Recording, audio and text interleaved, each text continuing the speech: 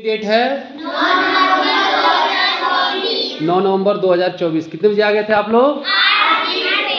8:20 पे आज आ गए थे। और हम लोगों का आज टॉपिक है फ्यूचर टेंस पढ़ रहे हैं। हम लोग यूज ऑफ टू बी के अंतर्गत क्या पढ़ रहे हैं? फ्यूचर टेंस, है ना।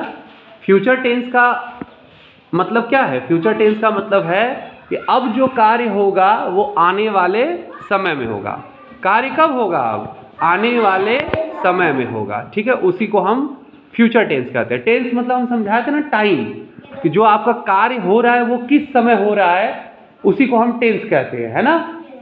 तो अब ये जो आने वाले समय में हो रहा है, ठीक है, फ्यूचर टेंस, हम इसके यूज ऑफ टू बी के अंतर्गत पढ़ रहे हैं और इसमें शैल बी और विल बी का जो है एग्जाम्पल लेंगे।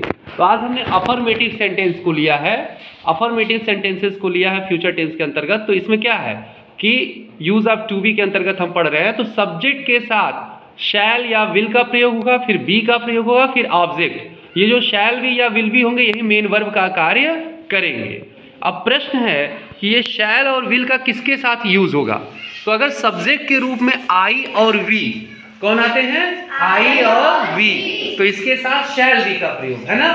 बाकी अन्य कोई भी सब्जेक्ट आवे, चाहे वो यू हो, चाहे वो ही, सी, इट, दे हो, चाहे कोई नाम हो, चाहे कोई सिंगुलर सब्जेक्ट हो, चाहे कोई प्लूरल सब्जेक्ट हो, सबके साथ किसका प्रयोग होगा? विल बी का प्रयोग होगा। केवल आई और वी के साथ किसका प्रयोग होगा? शैल बी का प्रयोग होगा। इतनी बात समझ में आ गई? अब देखते हैं हम अपने एग्जाम्पल्स को। देखिए पहला एग्जाम्पल है वह आज यहाँ होगा। पहला एग्जाम्पल क्या है? वह आज यहाँ होगा। अब इसके वर्ब को ध्यान दीजिए, इसमें वर्ब क्या है? होगा, यानी ना अभी है ना पहले था, होगा। तो कब होगा? आने वाले समय में होगा। तो ये कौन सा टेंस है? ये फ्यूचर टेंस है। कौन सा टेंस है? Future tense. और अफर्मेटिव सेंटेंस है क्योंकि ना इसमें नहीं का भाव है और ना ही कोई प्रश्न पूछा गया है। तो ये अफर्मेटिव या पॉजिटिव सेंटेंस है, वह आज यहाँ होगा। अब इसके स्ट्रक्चर को हम देखेंगे। स्ट्रक्चर क्या है? सब्जेक्ट प्लस शैल बी या will be plus object plus other word. तो अब ये यहाँ सब्जेक्ट क्या होगा? कौन होगा? वह होगा, वह होगा। टू बी का भाव है, वर्ब टू बी स्वरूप का है, तो वह होगा। तो सब्जेक्ट कौन है? वह। तो जो हमारा स्ट्रक्चर है कि सब्जेक्ट के साथ वर्ब प्लस ऑब्जेक्ट, तो यहाँ ही का यूज होगा। सब्जेक्ट रूप में किसका यूज होगा? ही। और ही के साथ किसका यूज करते हैं हम लोग? वहां भी हमने देखा है कि आई वी के साथ शैल का प्रयोग करते हैं, बाकी सबके साथ किसका प्रयोग करते हैं? विल का प्रयोग करते हैं। तो ही के साथ किसका प्रयोग होगा? विल का। ही के साथ किसका प्रयोग होगा? विल का। तो ही विल बी, यानी वह होगा की इंग्लिश क्या हो गई? He will be.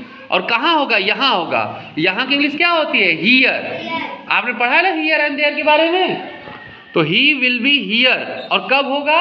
आज होगा। आज की इंग्लिश क्या होती है? टुडे। तो he will be here today. समझाया? नेक्स्ट है मुझे देर हो जाएगी। क्या सेंटेंस है? मुझे देर। तो ये भी आने वाले समय की बात है। और क्या बात है कि हो जाएगी। क्या हो जाएगी? देर हो जाएगी। किसे हो जाएगी? मुझे, यानी मैं। तो सब्जेक्ट के रूप में मैं हूं, तो मैं की इंग्लिश क्या होती है? आई। और अभी आपने वहां पढ़ा कि आई और वी के साथ किसका यूज होता है? शैल का। तो आई के साथ यूज हो जाएगा shall be. I shall B. और फिर क्या हो जाएगा? देर, यानी late. I shall be late. ध्यान यह देना है कि कई लोग मुझे की इंग्लिश अगर समझेंगे सोचेंगे मी होगा, लेकिन मी का प्रयोग ऑब्जेक्ट की जगह हो जाएगा। यहाँ इस सेंटेंस को ऐसे समझना है कि भले दिया है मुझे देर हो जाएगी, लेकिन इसे समझना है कि मैं देर हो जाऊंगा। तो सब्जेक्ट के रूप में मुझे दिया है, लेकिन वह मैं समझना है और इसलिए आई का प्रयोग होगा। और आई के साथ शैल बी, फिर late. I shall be late, मुझे देर हो जाएगी। नेक्स्ट है वे मेरे साथ होंगे। क्या सेंटेंस है? वे मेरे साथ होंगे। कौन होंगे? वे होंगे। तो सब्जेक्ट क्या हो जाएगा? वे। और वे की इंग्लिश क्या होगी? दे। और आप जानते हैं कि आई वी के साथ शैल का प्रयोग होगा, बाकी सबके साथ विल का प्रयोग होगा। तो यहाँ क्या हो जाएगा? दे विल बी मेरे साथ। साथ की इंग्लिश क्या होती है? विद। और मेरे, यहाँ मेरे आया है तो ऑब्जेक्ट की जगह यूज होना है, तो मी हो जाएगा। They will be with me. वे मेरे साथ होंगे, यानी they will be with me. आप पढ़े हो कि किस किस पर्सनल प्रोनाउन का ऑब्जेक्टिव केस में कौन सा पर्सनल प्रोनाउन होता है? आई के साथ मी, वी के साथ अस, यू के साथ यू, ही के साथ हिम, सी के साथ हर और दे के साथ देम का प्रयोग होता है। लेकिन यहाँ पे मेरे साथ है तो मी का प्रयोग होगा, तो दे will be with me. Next है हम वहां उपस्थित होंगे। कौन होंगे? हम होंगे। तो हम की इंग्लिश क्या होगी? वी। और वी के साथ भी किसका यूज होगा? शैल का यूज होगा। तो वी शैल बी। और उपस्थित की इंग्लिश क्या होगी? प्रेजेंट। कहाँ? वहां, देयर।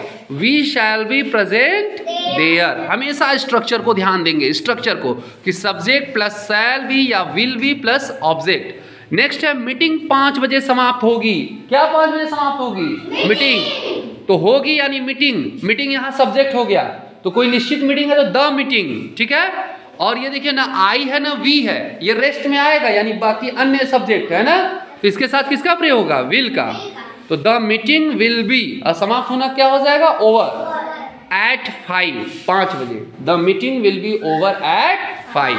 अब बाकी अब जब हमारी क्लास चलेगी, ये तो सुबह की क्लास थी English language skill development programme की, उस क्लास में हम बाकी चीजें जो है काफी डिटेल में समझेंगे। Thank you. चलिए।